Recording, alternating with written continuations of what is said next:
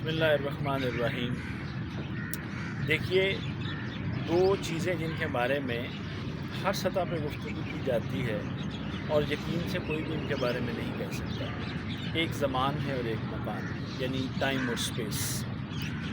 ہمیں لگتا ہے کہ ہم ایک زمانے میں رہتے ہیں، ایک مکان میں رہتے ہیں، لیکن کبھی ہمیں یہ لگتا ہے کہ اس زمانے کا، اس مکان کا کوئی مطلب نہیں ہے۔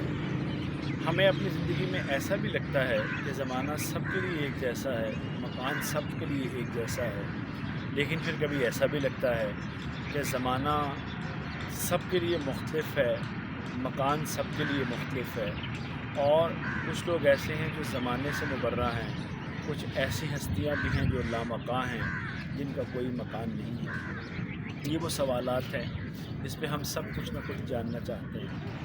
ایسا نہیں ہے کہ زمان و مکان کا کوئی شعور ہمیں میسر نہیں ہے، بالکل ہے۔ ہم زمانے کا بھی ایک شعور رکھتے ہیں، مکان کا بھی ایک شعور رکھتے ہیں۔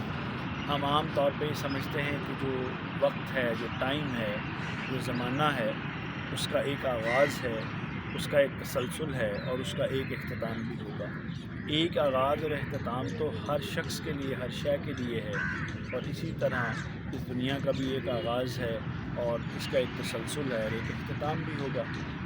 مکان جو ہے، ہم اب جہاں بیٹھے ہیں یہ مکان ہے، اور مکان ایسا بھی ہے کہ اس کی ایک معین تعریف ہے، مکان ایسا بھی ہے کہ اس کو ہم الفاظ کے اندر بند نہیں کر سکتے ہیں۔ یہ سب کیا ہے؟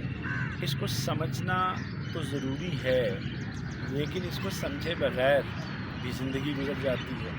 لیکن پھر بھی آپ دیکھیے کہ ہر سطح پر وہ فلسفی ہوں، یعنی فلسفی جو کہ انسانوں میں سب سے بلند اذہان ہوتے ہیں، وہ عام لوگ ہوں، وہ سائنسدان ہوں، وہ مذہبی لوگ ہوں، تمام لوگ ایسے ہیں جنہوں نے زمان و مکان پر اپنی طرف سے کچھ نہ کچھ کہا ہے، اور مذہب کا تو اس کے اوپر ایک خاص نقطہ نظر بھی موجود ہے۔ اب آپ دیکھیے کہ جو زمانہ ہے، جو وقت ہے، ہم یہ دیکھتے ہیں کہ یہ ایک طرح سے تو ایسے ہے کہ اس کا گھڑی کے مطابق ایک آغاز ہوتا ہے، ایک اس کا ایک دائرہ ہے جس میں یہ چلتا ہے۔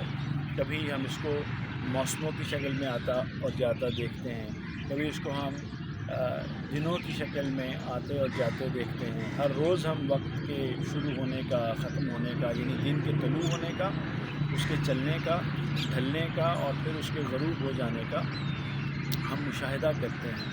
اور یہاں پر ہم وقت کو سورج کے نکلنے اور ڈوبنے کے ساتھ منسلک کر دیتے ہیں۔ اسی طرح سے آپ مکان کو دیکھیے، تو اب میں جہاں بیٹھا ہوں یہ ایک مکان ہے، اور مکان بند بھی ہوتے ہیں، مکان کھلے بھی ہوتے ہیں۔ مکانوں کو دوسروں کے حوالے سے بھی دیکھا جاتا ہے، مکان کو کسی کے حوالے کے بغیر بھی دیکھا جاتا ہے۔